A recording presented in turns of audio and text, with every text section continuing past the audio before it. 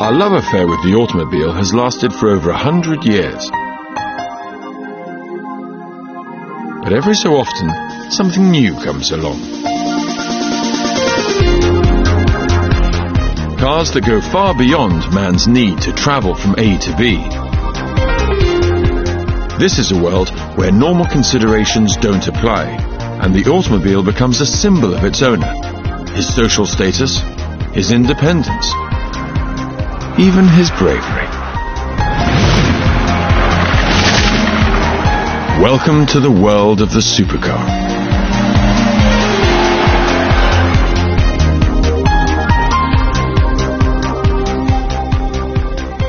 No automotive breed sets the pulse racing faster, nor attracts more popular attention than what we commonly refer to nowadays as the supercar. And surrounding me here today, we have just about every significant supercar of the modern era. But what is a supercar anyway? It's not a word that you'll find in many dictionaries, but show one to a car enthusiast and he or she will recognize it right away. Key ingredients in this intoxicating automotive cocktail, first and foremost, are performance. The type of performance that would get you locked up if you ever used it on the public highway. Styling. The styling has to be extravagant, outrageous, with as little concession to practicality as possible. Then, of course, there's the price tag, usually as much as a small house, an eye-watering amount. And last but not least, exclusivity. Just a handful of these cars built every year. This combination of power, flamboyant design and rarity has made supercars that became obsolete decades ago into icons of automotive cool. We're going to examine 6 of the greats, the stories of their birth, what made them special back then, and how they perform today.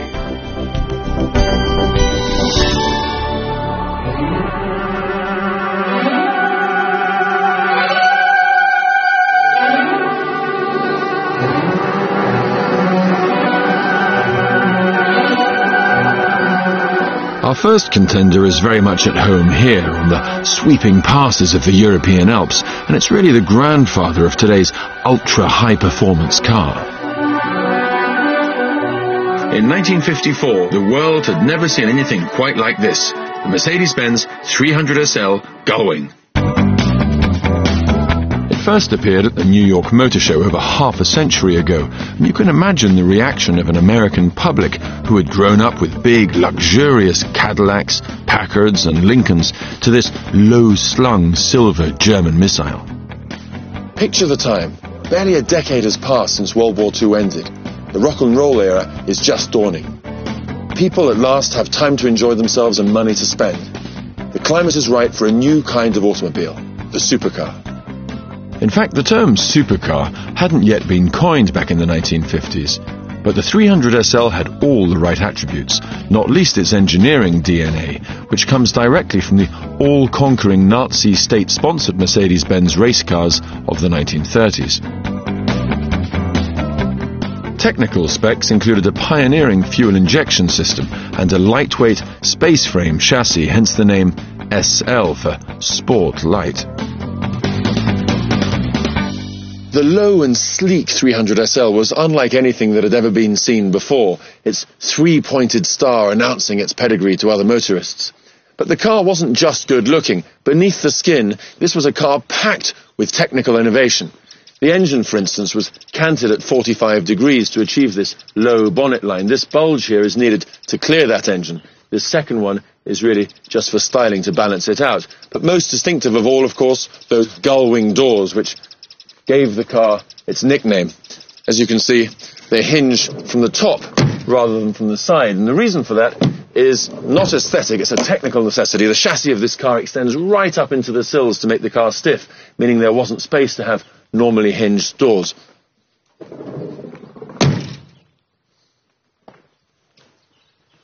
The 300 SL's cabin was a riot of 1950s design. The driver's view was more of a 1950s jukebox than a typical traditional dashboard. In front of him, this steering wheel was thoughtfully hinged by Mercedes-Benz engineers to allow easy access. Of course, this is one of the first cars that the driver and his passengers actually sat down in rather than stepping up into. Behind the driver and passenger seat, we have fitted luggage, which Mercedes-Benz thoughtfully provided. The entire boot area is occupied by a racing-style fuel tank, meaning this was the only place that they had to put what you needed for a long weekend away.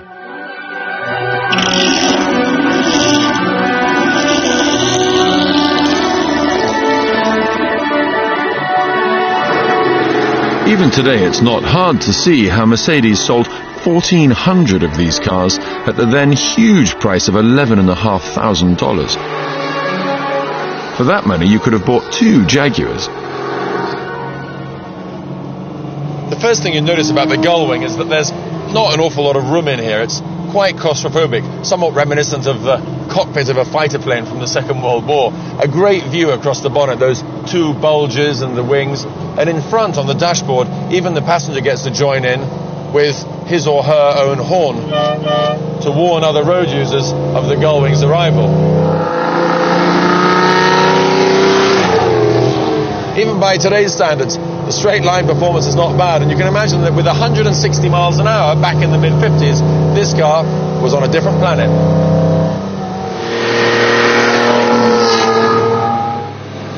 In fact, the top speed varied depending on the rear axle ratio that buyers chose, but Mercedes-Benz drivers managed 168 miles an hour in testing. In 1954, it was, quite simply, the fastest thing on the road. It's only when you come to a corner that you realise how much progress has been made in the last half a century. The steering is relatively heavy, there's no power assistance. The brakes also demand a firm shove if you want to retard the car in time for a corner, but the engine, listen to that. It's like some kind of Valkyrie wail.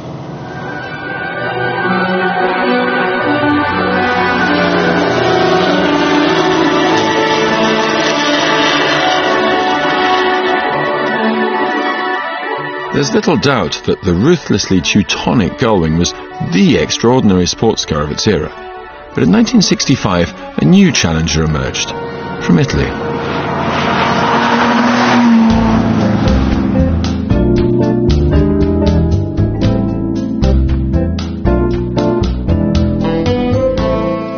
And here it is, the car for which the term supercar was first coined, the Lamborghini Miura. What really set the Miura apart from other sports cars was that it made no attempt to serve as a sensible form of transport, no concession to practicality. It was pure automotive indulgence. Ferruccio Lamborghini first revealed the Miura to an astonished public at the 1966 Geneva Motor Show. Each car was to be built to special order for around $20,000, a huge price for the time, equivalent to 4 Corvettes.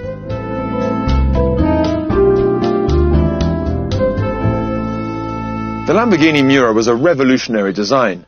Up until now, sports car makers had put the engine in front rather than behind the driver. The ox should pull the cart, they said, rather than vice versa. But Ferruccio Lamborghini turned convention on its head, putting the engine behind the driver and thus creating the world's first mid-engined supercar. The entire car was designed from start until finish in less than 1 year by a young team, none of whom was more than 30 years old. Just look at the shape of the Miura. That wonderful line could only ever have been penned by an Italian, and even now, 40 years later, it's still often voted as the world's sexiest car. Period details abound. These raising headlights were state-of-the-art in the 1960s and gave the owner certain bragging rights. Again, these wheel spinners, which might have come off of a Roman chariot, looked great, although they were outlawed for safety reasons in a number of countries. A very, very steeply raked windscreen, almost from a Le Mans racer. These side slats hint at air intakes, although they're actually there for looks. They don't lead anywhere. Small, dainty, hidden door handle just there. Now, before the Miura, even fast sports cars tended to have skinny tyres, but with the Miura, they bulged out with these great big Pirellis hinting at the latent power beneath. At the rear, these horizontal slats are not only a frequently copied styling device, but they also serve the purpose of releasing the waves of heat from that highly strung V12 engine. Like any self-respecting Italian supercar, the Miura has twin exhausts, although these are actually dummies. The real ones exit underneath the car. The stylized Miura logo with the horns and the tail reflects the fact that the Miura was a Spanish fighting bull, whilst the S and the V underneath stand for spinto veloce. With typical Italian understatement, that means tuned and fast.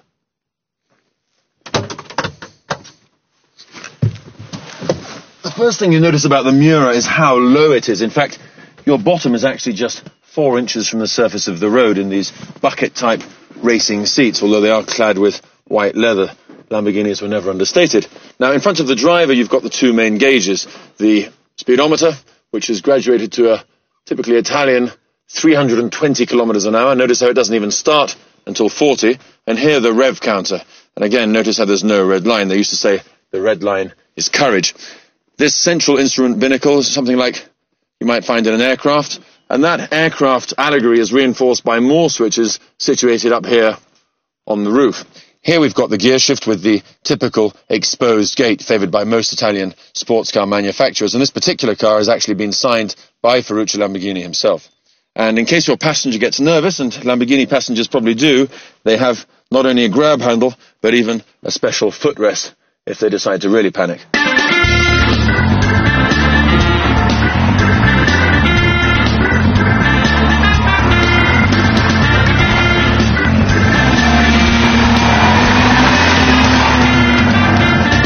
Driving the Miura, you immediately notice just how low down you are. You're almost lying down, rather like in a Le Mans car of the period, with that wonderful view over the front wings. Your legs are splayed on both sides of the steering wheel, rather like a gorilla. It's not the most comfortable position, and headroom is definitely at a premium. The Miura actually handles quite well. It corners quite flat, and it's got wonderful grip for a car of the 1960s. The brakes, well, they've certainly improved a bit over the last 30 years, but these aren't bad for the period.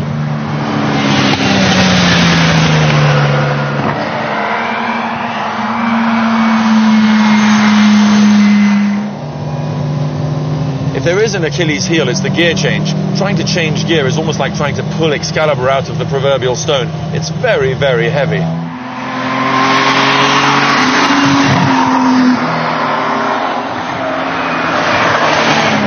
The Miura ticks all the supercar boxes. It looks great, it sounds great, it's woefully impractical. Even if you can get some luggage in the back, it'll be cooked by the engine by the time you get to your destination. And of course, the price tag, well, there was no way you could ever justify it. But when you put your foot down, it all comes together. Just listen to that. 12 cylinders in unison. Now that, to me, is an Italian mechanical symphony.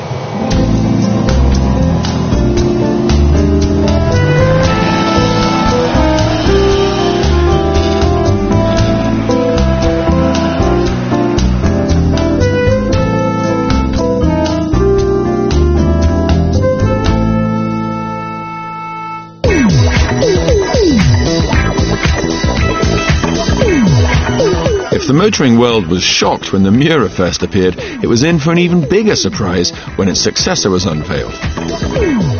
If, like me, you're of a certain age, this is the supercar that you grew up aspiring one day to own.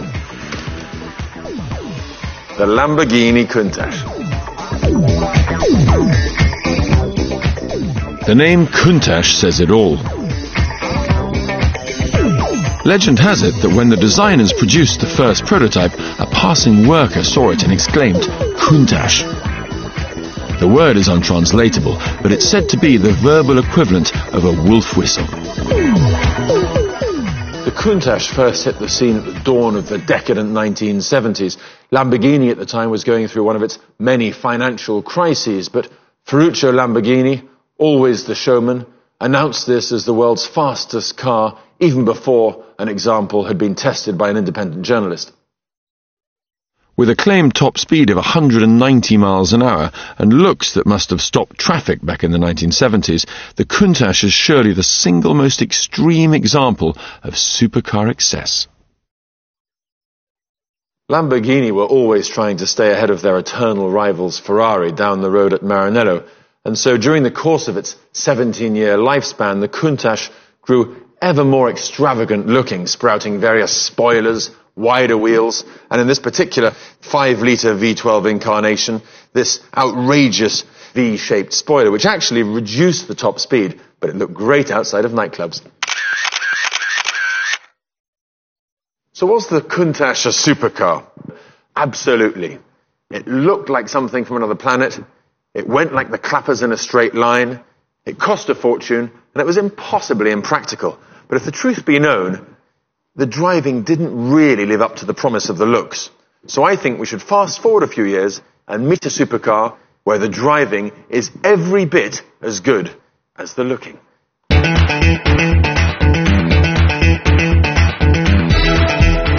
It's 1987, and on Wall Street, brokers wear red suspenders, and greed is good. In Italy, a still relatively small car manufacturer prepares to celebrate its 40th birthday with something rather special in honor of its ailing founder. Enter the Ferrari F40. By 1987, Ferrari had been producing fast and expensive sports cars for 4 decades, but the F40 was the fastest and most expensive road car that the Maranello firm had yet offered for sale. It was in fact the last car commissioned by the great Enzo Ferrari before he passed away, and to many it's the definitive Ferrari supercar. Overall, I'd say Pininfarina's design is pugnacious, with plenty of familiar Ferrari styling cues. The louvered plexiglass cover is a simple solution to rear visibility, also giving passers-by the opportunity to admire that wonderful V8 engine. Appropriately enough for a child of the 1980s, the F40 didn't really care much for political correctness. No crumple zones at the front, no airbags inside, no emissions controls on the early cars, and of course this massive bad boy rear spoiler. The F40 was focused on delivering 2 things only: maximum performance and maximum driver satisfaction. And where better to test the F40 than the empty desert roads of a car-mad Middle Eastern country?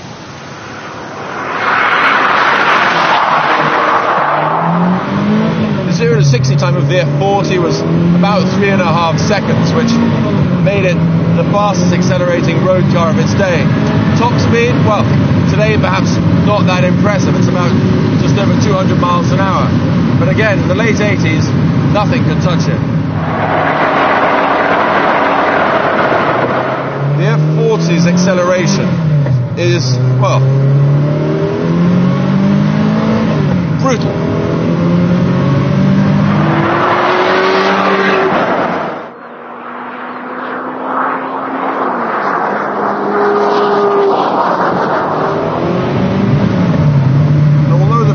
Might not be quite up to modern standards, but the late 1980s, they're nothing short of phenomenal.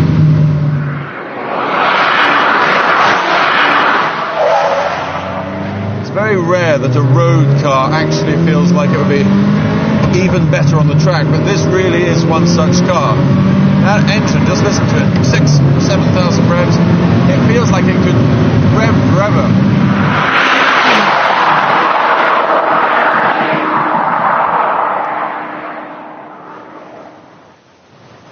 Driving the F40 then is something of a roller coaster ride. It's not for the faint-hearted. Give it your all though, and the car will reciprocate. Nothing is there to stand between you and the driving experience. No ABS, no traction control, no power steering. It's pure, undiluted excitement.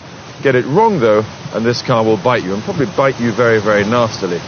Quite a few F40 owners are no longer with us today, and they didn't leave us because of old age.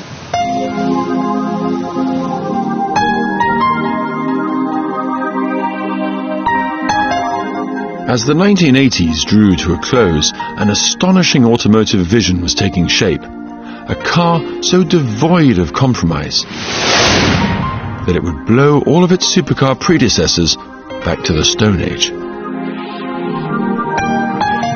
And so this is it. The car which attracted more superlatives since its launch in the early 1990s than any other before or since. The press, in fact, dubbed it a hypercar. And with a top speed of 241 miles an hour, it laid claim to being the world's fastest production car for for almost a decade. It is, of course, the McLaren F1. UK-based McLaren has been one of the most successful Formula One teams of all time, but until the late 1980s, they'd never made a serious attempt at building a road car. It was Gordon Murray, their star designer, who came up with the idea of creating the world's ultimate road car. In keeping with Gordon Murray's design brief, McLaren used the most sophisticated and expensive materials available. You've got titanium, carbon fibre, magnesium. There's even gold foil used to insulate the engine bay. Almost an ounce of 24 carat was used in each car. All this technology contributed to some staggering performance stats: 0 to 60 in 3.2 seconds, a top speed of some 240 miles an hour, and a power-to-weight ratio that far outclassed any production car ever built. It wasn't just the F1's towering performance that made it unique, it was also its innovative seating position with not one but two passengers, one on each side behind the driver who sits forward in this arrow-type formation. This particular car is in fact even rarer than a standard F1. It's one of less than a dozen GTR versions made for racing. One of the passenger seats is taken up with electronics and data acquisition equipment. This car is the jewel in the crown of a very private collection, and it's quite a handful to drive, so this time I'll be in the passenger seat with a professional driver behind the wheel. Right beside me is a V12 6-litre BMW engine made specially for this car. It unleashes almost 650 horsepower. What's more, it's unsilenced, which is why we need these to talk to each other.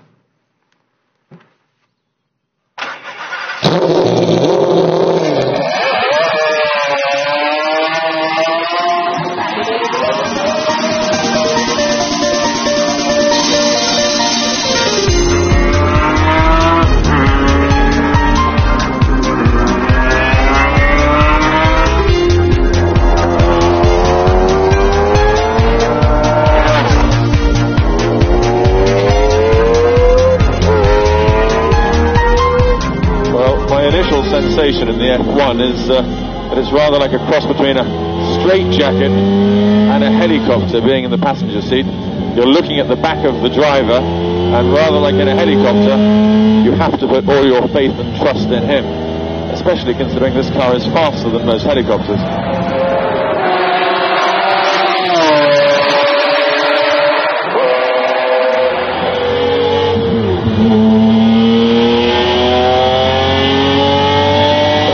Acceleration, you just feel yourself being forced back into the seat of this F1. The horizon just disappearing ahead of you.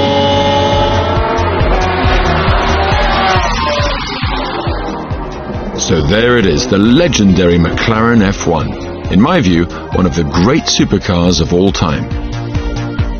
Priced new at around $1 million, these cars are now changing hands at almost double that.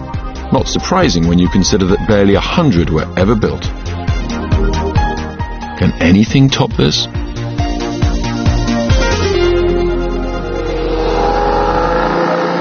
We've followed the story of the supercar from its genesis in the 1950s to the end of the 20th century.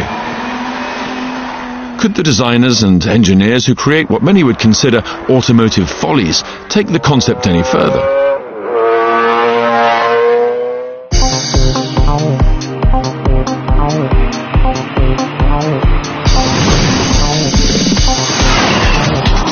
The answer is a resounding yes.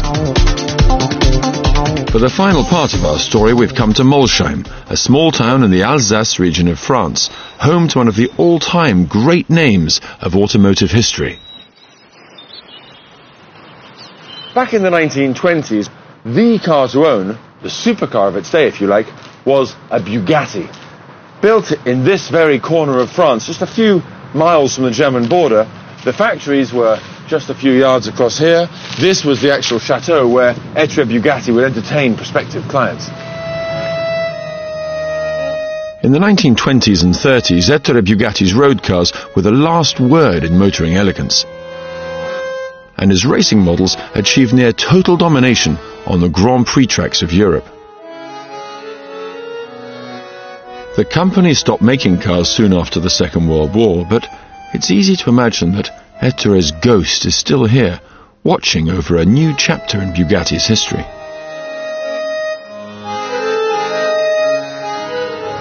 Here, just yards from the chateau in a brand new state-of-the-art factory, the revered name has been resurrected. Now owned by German automotive giant Volkswagen, Bugatti is back in business, producing the 21st century's first supercar, the Veyron. So this is Bugatti today. We've been granted exclusive access in the factory where these cars are now put together. We can't film everywhere because some of these cars are special one-off commissions for owners who don't want them to be seen before they've been delivered. But let's have a look around.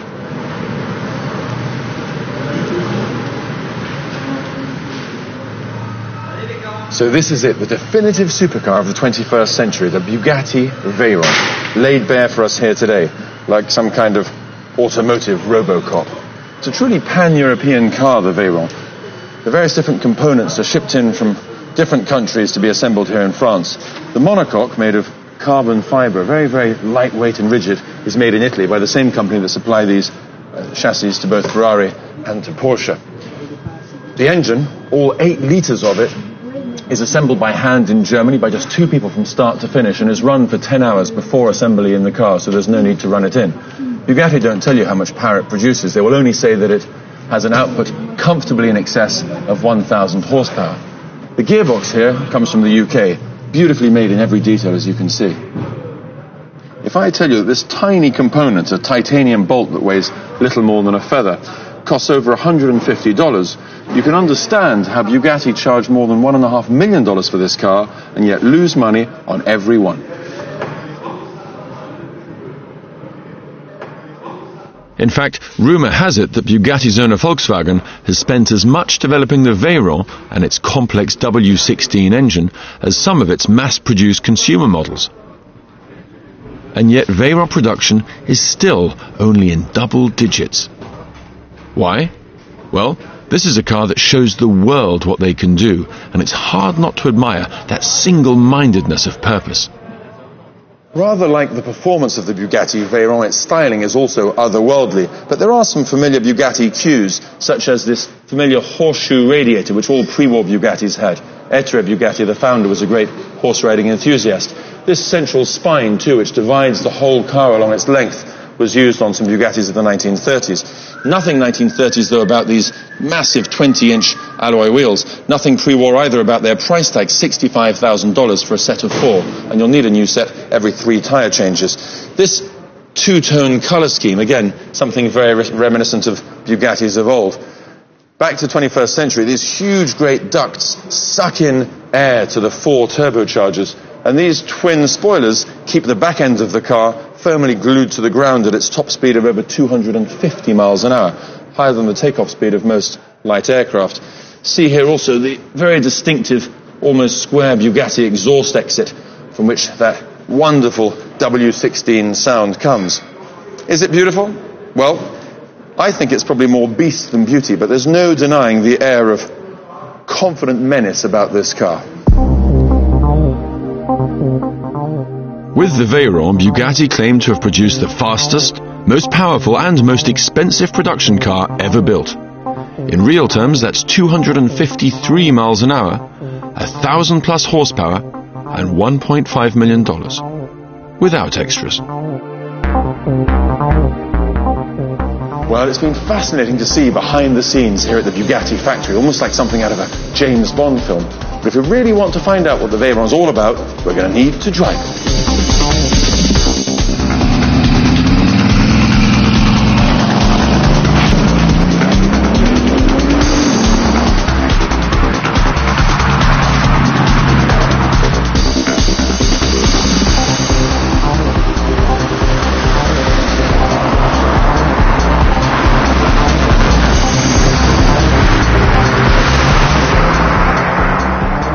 It's somewhat hard to believe that Bugatti have actually unleashed us in this $1.5 million supercar on the roads of their local French countryside, especially with the autumn foliage on the ground, which is hardly ideal for high-speed grip. but they have, and we're going to enjoy ourselves.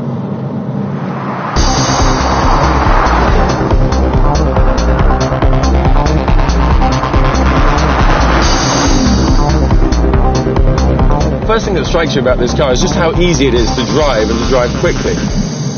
You've got an automatic gearbox, so nothing to do for your left foot. Power steering, so the old heavy steering of supercars of old is gone. You can do it with one hand now. Brakes are servo assisted, so there's no heavy brake pedal to worry about. You've got plenty of room. You're not squashed as in most old-fashioned supercars. You really get the impression that it's an idiot-proof way of going at warp speed.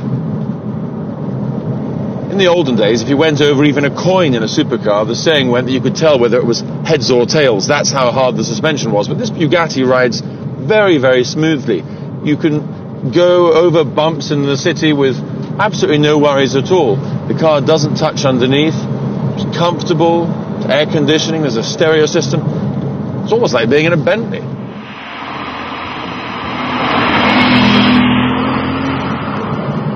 I would describe this as a Jekyll and Hyde car. One moment, everything normal, calm, almost quiet behind. You could be driving just about any supercar. But the next moment, you touch the evil lever. And it's a different car altogether. And listen to the instant transformation in the engine's noise. Sport mode chooses the lowest possible gear for the speed of the engine. So now we have full manual control with the paddles on the gear change, which will choose the appropriate gear for us. Now, as the roads are somewhat damp, and this is not my car, I don't really want to explore the outer limits of its handling, especially not on camera, but boy, does this thing go! Woo!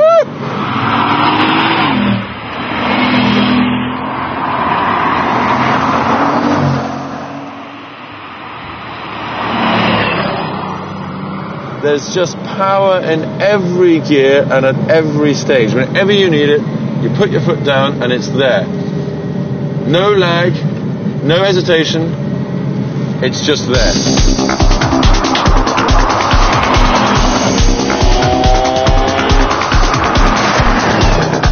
So there it is, the Bugatti Veyron, the first supercar of the 21st century. What will they think of next?